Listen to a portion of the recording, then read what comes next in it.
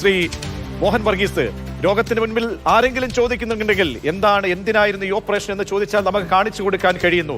ഇത്രയും അധികം ആളുകളെ, 100ഓളം ആളുകളെ കൊലപ്പെടുത്തിയിട്ടുണ്ടെങ്കിൽ ഒരു സിവിലിയനെ, ഒരു കുഞ്ഞു മക്കളുടെ പോലും ഹൃദയത്തിന് മുറിവേൽപ്പിക്കാതെ നമ്മൾ നടത്തിയ ഓപ്പറേഷൻ, ആ സർജിക്കൽ സ്ട്രൈക്ക് നെഞ്ചകം പൊളിഞ്ഞിരിക്കുന്നത് ഈ വിഷപ്പാമ്പുകളുടെ, വിഷസർപ്പങ്ങളുടെ നേർക്ക് തന്നെയായിരുന്നു എന്ന് വ്യക്തമാവുകയാണ്.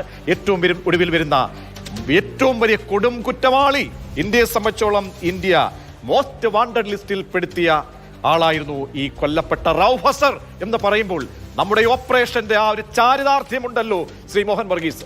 തീർച്ചയായും ഫലം കണ്ടിരിക്കുന്നു. ഓപ്പറേഷന് ചാരിതാർത്ഥ്യമല്ല, ആവേശോജ്വലമായ പരിസമാപ്തിയിലേക്ക് എത്തണമെങ്കിൽ യഥാർത്ഥത്തിൽ ഇന്ത്യ തേടിക്കൊണ്ടിരിക്കുന്ന മേജർ ഭീകര ലിസ്റ്റിലെ ടോപ്പ് ഗൺസ് അത് ഓരോന്നോരോന്നായി എലിമിനേറ്റ് ചെയ്യപ്പെടുകയാണ്. മസൂദ് അസറിന്റെ മോചനത്തിന് പ്രധാനമായി ചുക്കാൻ പിടിച്ചത് സ്വന്തം സഹോദരനാണ് റൌഫ് അസർ. നമുക്കറിയാമല്ലോ, കാഠ്മണ്ഡുവിലെ ത്രിഭുവൻ വിമാനത്താവളത്തിൽ നിന്ന് ഇന്ത്യൻ എയർലൈൻസിന്റെ വിമാനം റാഞ്ചുന്നത് കണ്ടുകൊണ്ടാണ് നമ്മുടെ സഹസ്രാബ്ദം തന്നെ പൊട്ടിവീണമെന്ന് ഓർക്കണം. ആ പുതിയ 2000 വർഷത്തെ ജനുവരി 1 പുലരിയിലേക്ക് ഇന്ത്യ ഉണർന്നത് അങ്ങനെ ഒരു വളരെ ഞെട്ടിക്കുന്ന വാർത്ത കേട്ടുകൊണ്ടാണ്. ഇന്ത്യക്കൊരു വലിയ വില കൊടുക്കേണ്ടി വന്നു. നമ്മുടെ തടവിലുണ്ടായിരുന്ന മസൂദ് അസറിനെ വിട്ടുകൊടുക്കേണ്ടി വന്നു.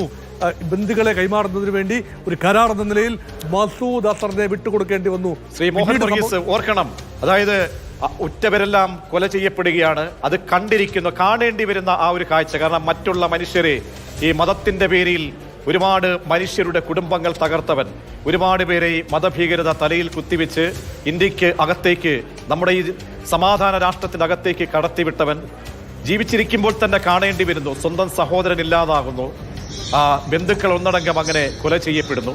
ഹൃദയമുള്ളവനാണെങ്കിൽ പശ്ചാത്തപിക്കാം, അതുണ്ടെന്ന് തോന്നുന്നില്ല. എങ്കിലും അങ്ങനെ ഒരു ആവർത്തനമുണ്ടല്ലോ, അങ്ങനെ ഒരു ഗതികേടുണ്ടല്ലോ, അതാണ് നമുക്ക് കൊടുക്കാവുന്ന ഏറ്റവും വലിയ മറുപടി, അല്ലേ മോഹൻ വർഗീസ്? തീർച്ചയായും സ്വന്തം ജനം ഒന്നൊന്നായി കൊല ചെയ്യപ്പെടുമ്പോൾ 10 പേരാണ്. ഒരുപക്ഷെ ഈ റൌഫ് അസറും കൂടെ ചേരുമ്പോൾ 11 പേര് സ്വന്തം ജനം എന്ന് പറഞ്ഞാൽ രക്തബന്ധമുള്ളവരും ബന്ധുത ഉള്ളവരുമായ ആ ബിൽഡിങ്ങിൽ ഉണ്ടായിരുന്ന 11 പേരാണ് ഇപ്പോൾ കൊല്ലപ്പെട്ടിരിക്കുന്നത്. എല്ലാം തന്നെ മസൂദ് അസറിന്റെ ആളുകളും ജയ്ഷെ മുഹമ്മദുമായി നേരിട്ട് ബന്ധമുള്ളവരുമാണ്. അപ്പോൾ അത് നോക്കുമ്പോൾ യഥാർത്ഥം നോക്കൂ, ഈ ഭീകരതയുടെ അടിവേരറക്കുക എന്ന ഇന്ത്യയുടെ നയം എന്ത് കൃത്യമായിട്ടാണ് സർജിക്കൽ പ്രിസിഷനോട് കൂടിയാണ് നിറവേറ്റപ്പെടുന്നത്.